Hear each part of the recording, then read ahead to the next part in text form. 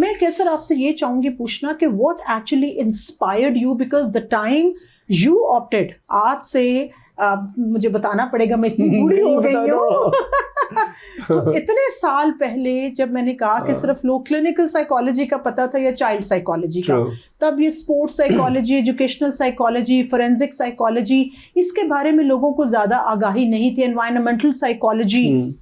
तो उस टाइम पे I think you were the first one who picked up this area, और मुझे याद है कि उसके पढ़ाने वाले भी इस पे कोई मिल नहीं रहे थे कि कौन पढ़ाएगा, but you took the risk at that time. और यकीन मानो बहुत सालों तक जब हम राब्ते में भी रहे तो मुझे यही लगता था कि how you will survive, because इस सच एक बिगिनिंग थी कि बंदा लगता था कि स्क्रैच, और यहाँ पे तो कॉन्सेप्ट ही किसी को नहीं था। तो व्हाट एक्चुअली इंस्पायर्ड यू, क्योंकि साइकोलॉजी में आके primarily people they look to opt for the clinical practice और maximum hospitals के अंदर, या अपनी clinical practice, या अब थोड़ा सा ज़रा और vast हुआ है उसका schools के अंदर, या आपको inspire क्या किया उस टाइम पे, उस टाइम के कैसर में? Yeah, this was honestly, I was lucky to be able to enter into this area. अगर मैं ये को बड़ा सोचा समझा डिसीजन था, बिल्कुल नहीं था।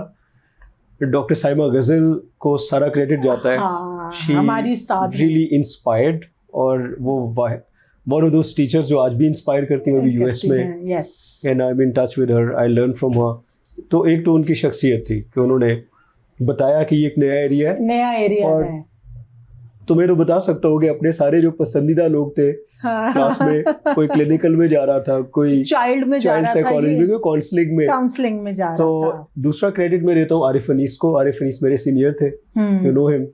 और आरिफ अनीस ने कहा कि देख, एक तरफ फन है कि तेरे पसंदीदा लोग किधर जा रहे हैं, तो दूसरी तरफ तो ये देख के तेरी जिंदगी किस तरफ बदल सकती है।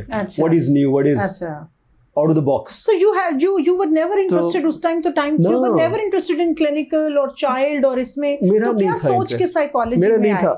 I knew from the very beginning I will never be a clinical psychologist. ये मुझे पता चल गया। I knew I was incapable of working with somebody who had some psychological challenge.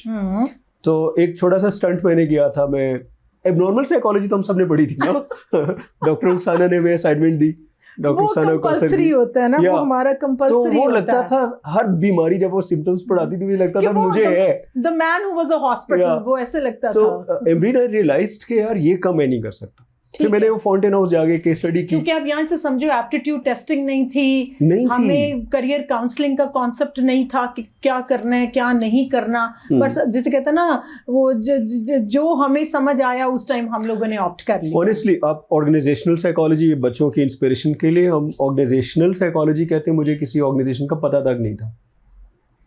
Like all I knew was कि मैं लाहौर आता था, फारूकाबाद से रास्ते में मुझे नेस्ले नज़र आती थी, और मुझे कभी होंडा नज़र आती थी, और कभी कोई इसी तरह की एक आध फैक्ट्री, मुझे लगता था यही है। एंड ऑल्सो टीवी पे वैसे साइकोलॉजी का स्कोप इतना, people they were not aware of the scope of the psychology, और एक ऑर्गेनाइजेशनल साइकोलॉजी तो बिल्कुल ही जिसको कहते हैं कि उसका नहीं था आइडिया लोगों को। So let me tell you the turning point. तो डॉक्टर साइमा ने एक ओरिएंटेशन की क्लास रखी, ठीक है। तो डॉक्टर साइमा गजल ने उसमें कहा कि organisational psychologist can do the following. तो वो स्कोप हायरिंग में ऑर्गेनाइजेशन को हेल्प कर सकता है, बिकॉज वो पर्सनैलिटी अंडरस्टैंड करता है, और वो करता है। फिर वो टैलेंट डेवलपमेंट करेगा, तो फिर वो ट्रेनिंग कर सकता है, तो वो कोचिंग कर सकता है। एचआर में भी है सारा उन्होंने जब बताया एमरीन, तो इट वाज सो इंस्पायरिंग। मैंने कहा अच्छा, साइकोलॉजिस्ट ये सब कर सकता है, तो दिस इज सो इंटरेस्टिंग, और I thought this is what I want to do. Problem organization कभी अंदर से देखी नहीं थी। हाँ, कोई अंदर गुस्से नहीं देता।